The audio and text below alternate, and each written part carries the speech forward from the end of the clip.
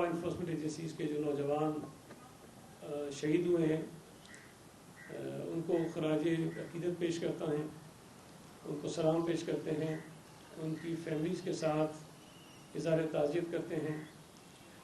اور میں سمجھتا ہوں کہ جو حالات ملک کے مختلف علاقوں میں خاص طور پر خیبر پختونخوا اور بلوچستان کے کچھ علاقوں میں پیدا ہوئے ہیں، دہشت گردی کی جو لہر آئی ہے اس کی وجہ سے، ان دہشت گردوں سے لڑتے ہوئے ہمارے پاک فوج، رینجرز، پولیس کے جوان جس طرح جانیں قربان کر رہے ہیں، وہ اس بات کی ضرورت ہے کہ ہم ان کی حوصلہ افزائی کریں، ان کی جو جواں مردی ہے، ان کی جو ہمت ہے، اس کو خراج عقیدت پیش کریں۔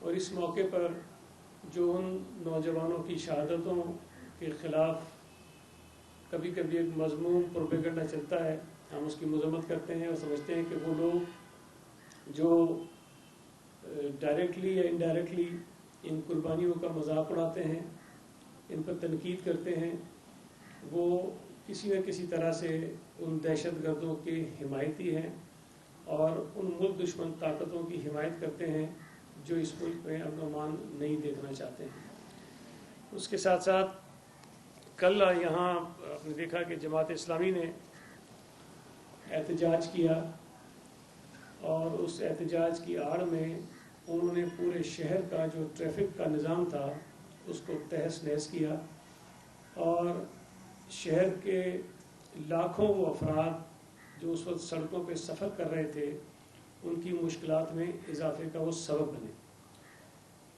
اور ہمیں احتجاج کرنا چاہیے اور احتجاج اس انداز میں ہونا چاہیے کہ کسی اور کو تکلیف نہ پہنچے، لیکن یہ بڑے افسوس کی بات ہے کہ جماعت اسلامی نے کافی عرصے سے یہ اپنا ایک طریقہ اپنایا ہوا ہے کہ وہ احتجاج کی کال دیتے ہیں اور پھر شہر بھر کے جو اہم شاہراہیں ہوتی ہیں، جو اہم مقامات ہوتے ہیں، وہاں پر یہ جا کے پروٹیسٹ کرتے ہیں تاکہ وہ پلان کرتے ہیں پورا کہ پورے شہر کو ہم کس طرح سے ڈسٹرب کریں گے، اور اس منصوبہ بندی کے تحت یہ ساری کارروائیاں کی جاتی ہیں۔ پھر اگر اس سے بھی ٹریفک صحیح جام نہیں ہو رہا تھا تو انہوں نے کیا کیا کہ جو ٹینکر گزر رہے تھے اس کا پانی سڑکوں میں چھوڑ دیا تاکہ اس سے ٹریفک جام ہو جائے۔ تو بنیادی طور پر وہ نام یہ دیتے ہیں کہ ہم لوگوں کو جو تکلیف ہے اس کے لیے احتجاج کر رہے ہیں، لیکن کسی ایک تکلیف کو جواز بنا کر احتجاج کرتے ہوئے تمام شہر کو تکلیف میں مبتلا کر دیتے ہیں۔ انہوں نے شہر میں جو پانی کی قلت تھی اس پر احتجاج کیا اور ان کو پتہ تھا کہ یہ قلت کیوں ہے۔ یہ قلت کسی کی سازش نہیں تھی، کوئی جان بوجھ کر کسی نے نہیں کی تھی، ایک اتفاقی حادثہ تھا، واقعہ تھا کہ کراچی شہر کو پانی سپلائی کرنے والی جو مین لائن تھی وہ ڈیمیج ہو گئی اور تقریباً آدھے شہر کو پانی کی سپلائی بند ہو گئی۔ اب وہ بدقسمتی کی بات ہے کہ اس میں وقت زیادہ لگ گیا اس کو ریپیئر ہونے میں، اور پانی جو ہے وہ شہریوں تک نہیں پہنچ سکا، جس کی وجہ سے سب متاثر تھے، بہت سارے لوگ متاثر تھے۔ اب اس کا کوئی ہمارے پاس سولوشن نہیں تھا کہ وہ پانی ڈائیورٹ کر کے کہیں اور سے شہریوں کو دیا جاتا، لیکن بجائے اس کے کہ اس چیز کو ریئلائز کیا جائے کہ یہ کیوں ہوا، اس میں کیا مجبوری تھی، شہریوں کو مزید مصیبت میں مبتلا کر دیا گیا۔ تو میں گزارش کرنا چاہتا ہوں جماعت اسلامی کے رہنماؤں سے کہ اچھی بات ہے کہ آپ شہریوں کے ایشوز پر بات کرنا چاہتے ہیں، بہت اچھی بات ہے، یہ ہم اس پہ بالکل خلاف نہیں، آپ کریں، لیکن درخواست صرف اتنی ہے کہ جب آپ شہریوں کے حقوق کے لیے، شہریوں کے مسائل کے لیے بات کریں تو اس چیز کا خاص انتظام کریں کہ آپ شہریوں کے لیے مزید مسائل پیدا کرنے کا سبب نہ بنیں۔ کل آپ نے بھی دیکھا ہوگا پورے شہر میں ٹریفک کا نظام جو ہے وہ درم برم ہوا، جو شہری شاید 15-20 منٹ میں اپنا سفر مکمل کر سکتے تھے ان کو گھنٹوں لگ گئے، ان کے پیٹرول کا ظاہر ہے کہ ان کے اوپر بوجھ پڑتا ہے، گھر پہنچنے میں تاخیر ہوتی ہے، ان کے پلانز ہوتے ہیں کہ آنے جانے کے وہ ڈسٹرب ہوتے ہیں۔ تو یہ ایک عجیب سی منطق ہے کہ چونکہ لوگوں کو پانی نہیں مل رہا، تکلیف میں، اس لیے ہم احتجاج کرنا چاہتے ہیں، لیکن ہم احتجاج کر کے شہریوں کو مزید تکلیف دیں گے۔ تو یہ ایک نامناسب اور غیر ذمہ دارانہ طرز عمل ہے۔ مجھے امید ہے کہ جماعت اسلامی یہ جو رویہ ہے جو بار بار کرتے ہیں اس کو وہ ترک کریں گے اور احتجاج کرنے کا جو طریقہ اپنائیں گے اس میں شہریوں کے لیے یہ باعث تکلیف نہیں بنے گا۔ کوئی اور سوال آپ کا ہو تو آ جائے۔ جی آپ کر لیں، چلو بھائی آپ آ جاؤ۔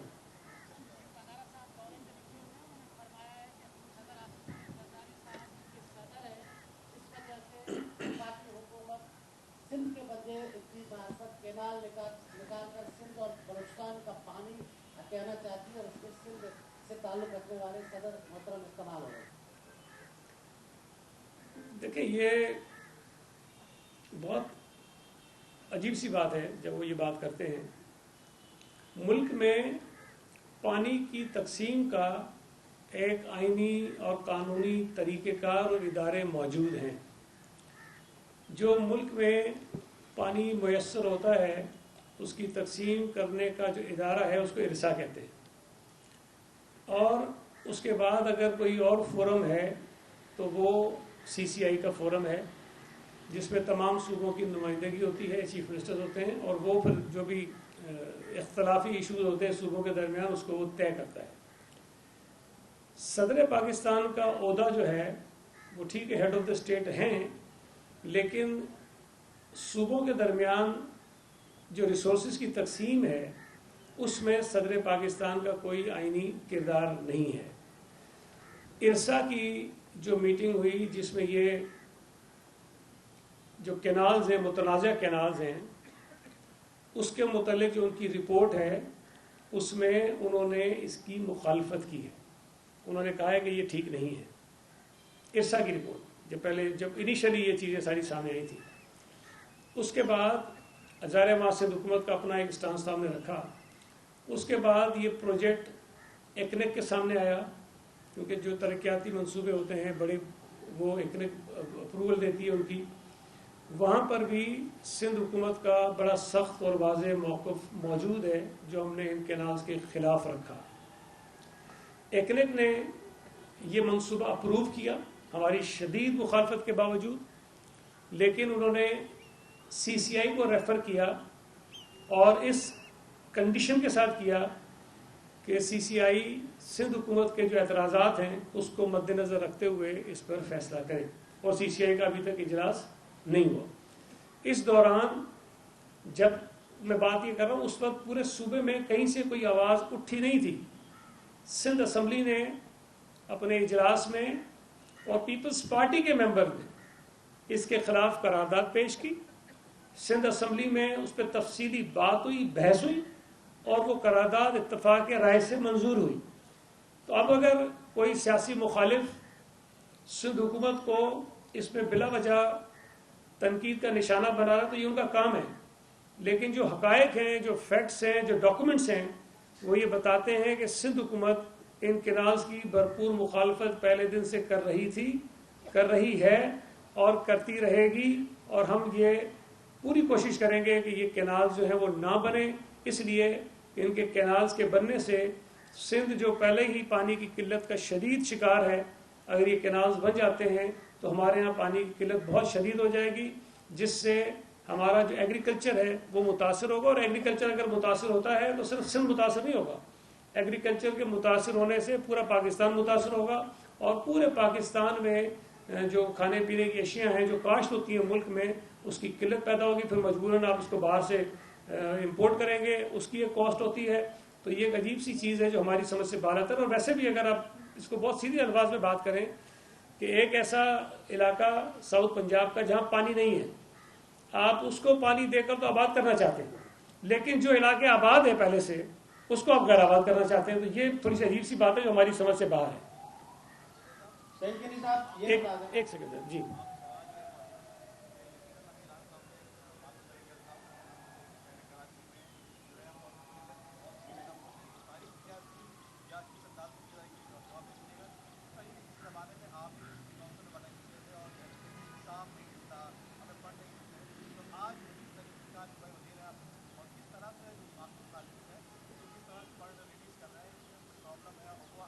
میں آ جاتا ہوں, بڑی مہربانی آپ نے پوچھ لیا.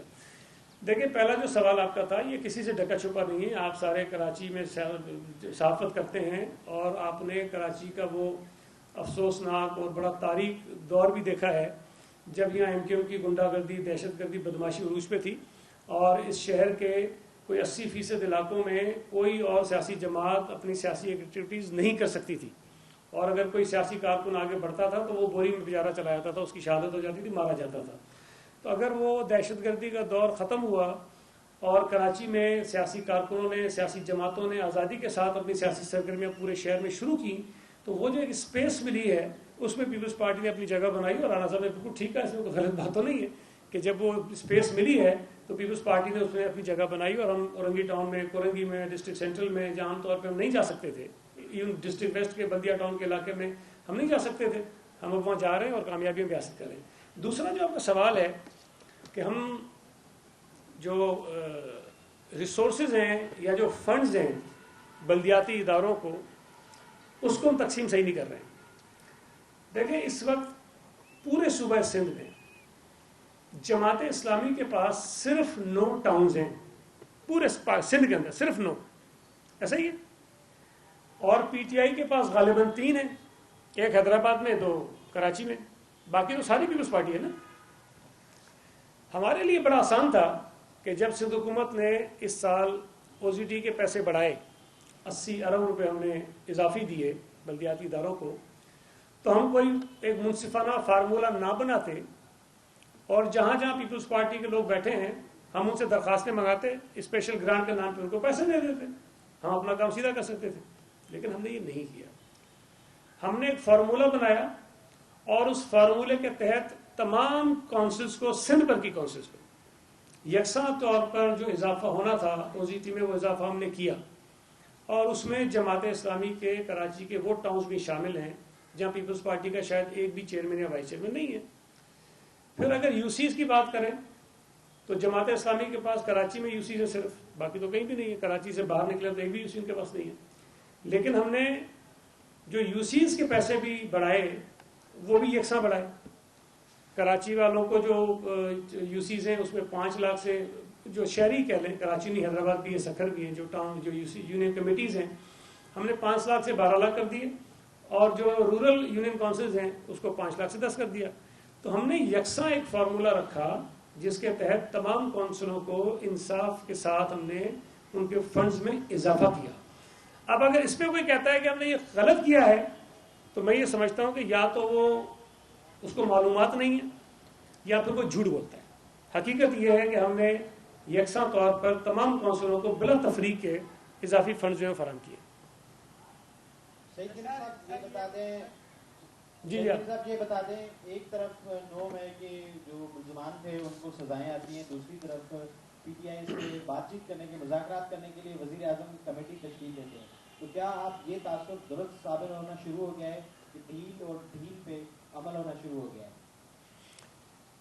دیکھیں ڈائلاگ جو ہے نا وہ تو ہر صورتحال میں ہو سکتے ہیں، جنگیں بھی ہو رہی ہوتی ہیں لیکن بات چیت ہو رہی ہوتی ہے، تو یہ تو پی ٹی آئی کی میں سمجھتا ہوں کہ غیر سیاسی اپروچ تھی، اور مجھے تو اب بھی امید نہیں ہے، سچی بات یہ عمران خان سے، کہ وہ کوئی سیاسی اپروچ لائیں گے، لیکن کسی بھی وجہ سے اگر وہ اس بات پہ تیار ہو گئے ہیں کہ مذاکرات ہونے چاہیے تو آپ مذاکرات کو پھر اس چیز سے کنیکٹ نہیں کر سکتے کہ پی ٹی آئی نے پچھلے 2.5-3 سالوں میں جو غیر قانونی کام کیے ہیں، جو دہشت گردی کی ہے، جو انتشار پھیلایا ہے، جو سرکاری اداروں کو نقصان پہنچایا ہے، جو توڑ پھوڑ کی ہے، جو ہنگامہ آرائی کی ہے، جو لوگوں کی جانیں گئی ہیں، اس کی سب ان سے پوچھ گچھ نہ کریں۔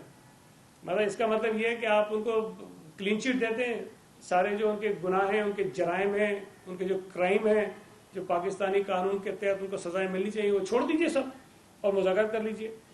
یہ کبھی بھی نہیں ہو سکتا۔ جن لوگوں نے غیر قانونی کام کیے ہیں، جو کسی بھی کرائم میں ملوث ہیں، ان کے خلاف قانونی کارروائی ہونی چاہیے، ان کو سزا ملنی چاہیے۔ اگر آپ نے یہ نہیں کیا تو پھر میرا خیال ہے کہ ہر شخص یہ دادا گیری کرے گا، بدماشی کرے گا، اور اس کے بعد کہے گا مجھ سے بات کر لو، یہ چیزیں میں معاف کر دو۔ تو یہ معافی اپنی جگہ الگ چیز ہے، لیکن مذاکرات اگر وہ کرتے ہیں تو یہ اچھی بات ہے، یہ پی ٹی آئی کے لیے اچھی بات ہے، یہ اس ملک کے لیے اچھی بات ہے، یہ اس ملک کی جمہوریت کے لیے اچھی بات ہے۔ لیکن آنیسٹلی اسپیکنگ میں پھر کہہ رہا ہوں، مجھے عمران خان سے کسی سیاسی سمجھ بوجھ کی اچھے فیصلے کی کوئی امید نہیں ہے۔ انہوں نے کر دیا ہے، لیکن عمران خان کو جب محسوس ہوگا نا کہ معاملات ٹھیک ہونے جا رہے ہیں، تو جو آقا ہیں ان کے، جہاں سے ان کو ہدایت ملتی ہے، جہاں سے ان کو فنڈز ملتے ہیں، جو بیرونی طاقتیں ان کو سپورٹ کرتی ہیں، وہ ان کی ڈور ضرور کھینچیں گی۔ تمہیں اس لیے پیسے تھوڑی دیا تھا کہ پاکستان میں استحکام پیدا کروں، تمہیں تو اس لیے پالا ہے کہ پاکستان میں عدم استحکام پیدا کروں۔ تو عمران خان ضرور کہیں نہ کہیں گلاٹی مارے گا پھر۔ سعید ولی صاحب، ایک طرف آپ مذاکرات کی جیسے انہوں نے بات کی، تو دوسری طرف جو امین گنڈا پور ہے اور وہاں اپیکس کمیٹی کی میٹنگ بھی ہوتی ہے، اور مجھے پتہ ہے پھر اس کے بعد جو ہے وہ تڑیے بھی لگا رہے ہوتے ہیں، اور پاکستان کے اندر جو ہے عدم استحکام ہے، یہ کب ختم ہوگا؟ یہ کیونکہ پاکستان آگے بڑھ رہا ہے لیکن پھر لوگ پاکستانی لوگ پیچھے کھینچنے کے لیے آ جاتے ہیں. اور جسے آپ نے پی ٹی آئی کیا، پی ٹی آئی پہلے مذاکرات ہی نہیں کر رہی تھی، ابھی تو بات بات پہ کہہ رہی مذاکرات کرو ہو رہے. پھر اس کے بعد آپ نے جیسے عمران خان کا خدشہ ظاہر کیا کہ وہ تسلیم نہیں کریں گے، تو کیا فائدہ پھر اس مذاکرات کا؟ آپ دیکھیں، یہ تو میری ایک ذاتی رائے عمران خان کے متعلق، جتنا میں نے عمران خان کو دیکھا، جو سمجھا، میں اس پر اپنی رائے کا اظہار کر رہا ہوں. ہو سکتا ہے میں غلط ہوں، اللہ کرے میں غلط ہو جاؤں اور یہ مذاکرات کسی منطق تک پہنچ جائیں. لیکن باقی جو آپ نے کہا وہ بھڑکے شڑکے مارتے رہے، جو مرضی کرتے رہیں. لیکن انہوں نے اپنا پورا زور مار کے دیکھ لیا، اور جب اس میں کوئی ان کو کامیابی حاصل نہیں ہوئی تو پھر وہ مذاکرات کی میز پر آئے ہیں. لیکن یہ اچھی بات ہے کہ وہ مذاکرات کریں. اور جہاں تک عدم استحکام کی بات ہے، ان کی بہت ساری کوششوں کاوشوں کے باوجود بھی میں یہ سمجھتا ہوں کہ ملک میں 100% تو استحکام میں نہیں کہہ سکتا، لیکن بہتری ضرور آئی ہے.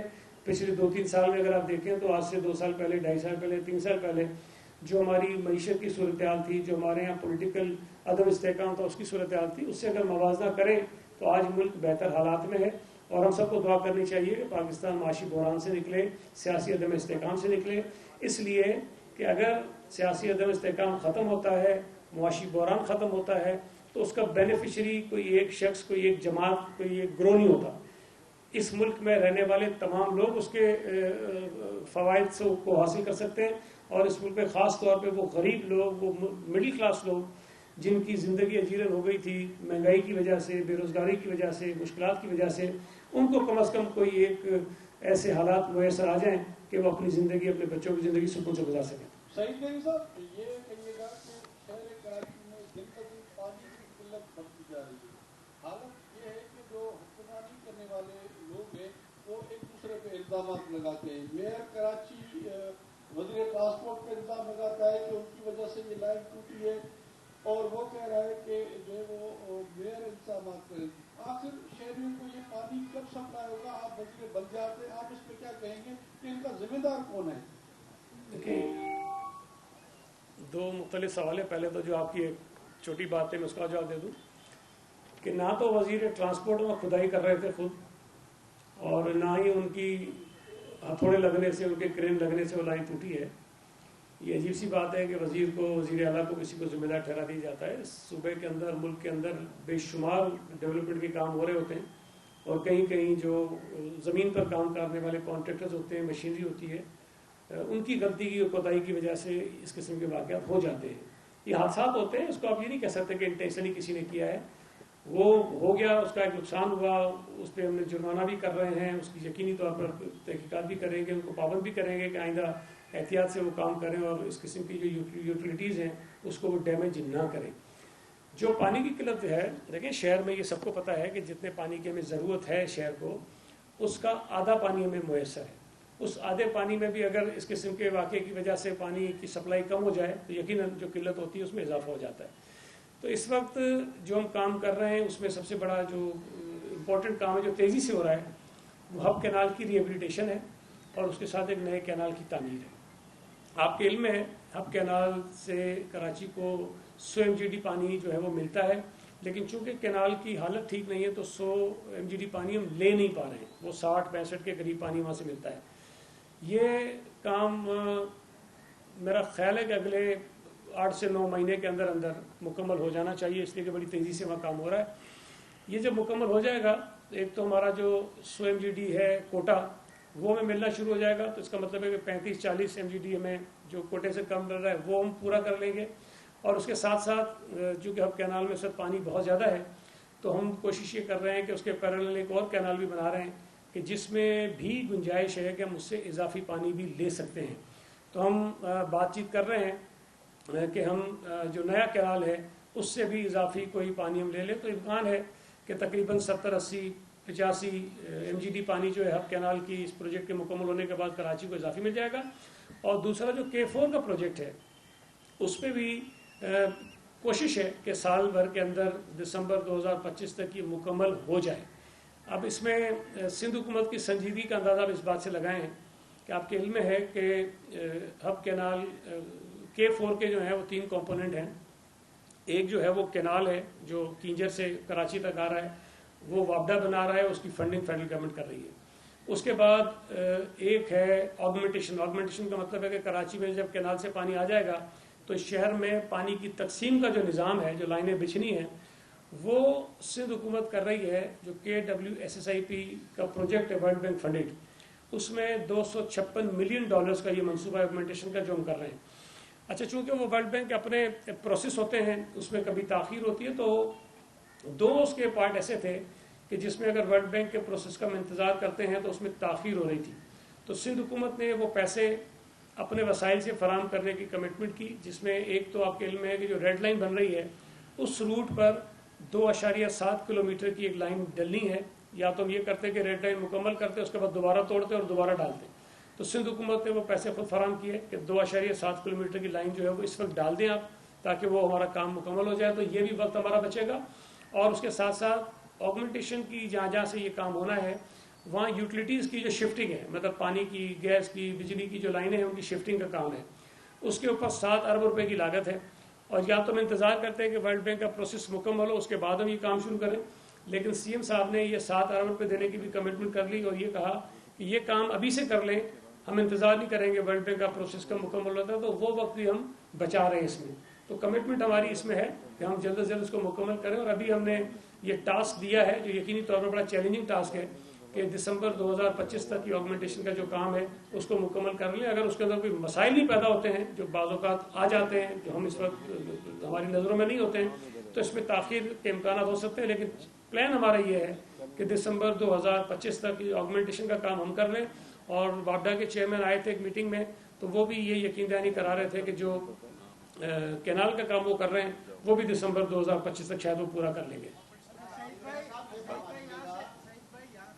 آپ کا سوال تو ہو گیا نا.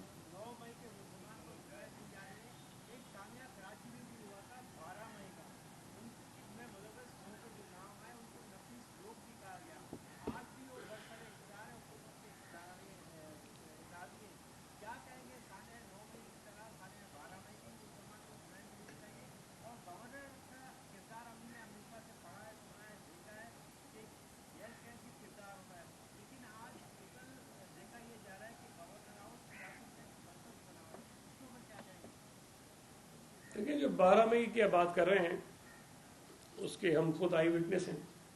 ہم سب وہ موجود تھے اور اس حملے میں ہم بھی، اللہ نے زندگی دی کچھ لوگوں کو ہمیں، لیکن ہم نشانے پر تھے بالکل. دیکھیں، یہ 12 مئی کے واقعات میں جہاں 50 سے زائد سیاسی کارکنوں کی شہادت ہوئی، وہاں جو ہمارے معزز جج صاحبان ہیں وہ بھی اس دہشت گردی کے نشانے پر آئے تھے. اس کے آئی وٹنسز وہ بھی ہیں. اس کے بعد اگر وہ کیسز عدالتوں میں جائیں اور عدالتیں اس پہ فیصلے نہ کریں تو مجھے آپ بتائیے کہ ہم اس پہ کیا کر سکتے ہیں. الٹیمیٹلی فیصلہ تو عدالتوں نے کرنا ہے نا.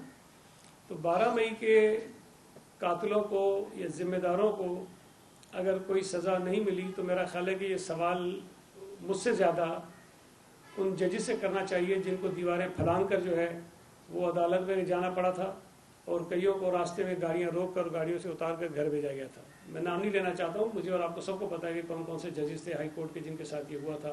وکلا کے ساتھ بدتمیزی ہوئی تھی. یہ ساری چیزیں ریکارڈ پر موجود ہیں، ویڈیوز موجود ہیں. لیکن اگر ہائی کورٹ کے ججز بھی سزائیں نہیں دیں گے تو میرے بھائی میں تو نہیں دے سکتا ہوں کسی کو سزا. تو یہ سوال ضروری طور پر ان سے کیا جانا چاہیے. باقی جہاں تک گورنر صاحب کی بات ہے، ہر شخص کو اپنے اپنے شوق ہوتے ہیں. ظاہر ہے ویسے آئینی قانونی طور پر تو گورنر کے اختیارات بھی زیادہ ہوتے نہیں ہیں، لیکن اگر انہیں کام کرنے کا شوق ہے، اپنے گورنر ہاؤس میں لوگوں کو بلانے کا، چائے پلانے کا، کھانے کھلانے کا، اگر کوئی ایکٹیویٹی کرنے کا شوق ہے تو کرنے دیں. اس میں میں کیا کر سکتا ہوں. جی تھینک یو. جی thank you very much Rana صاحب، بہت شکریہ آپ کا.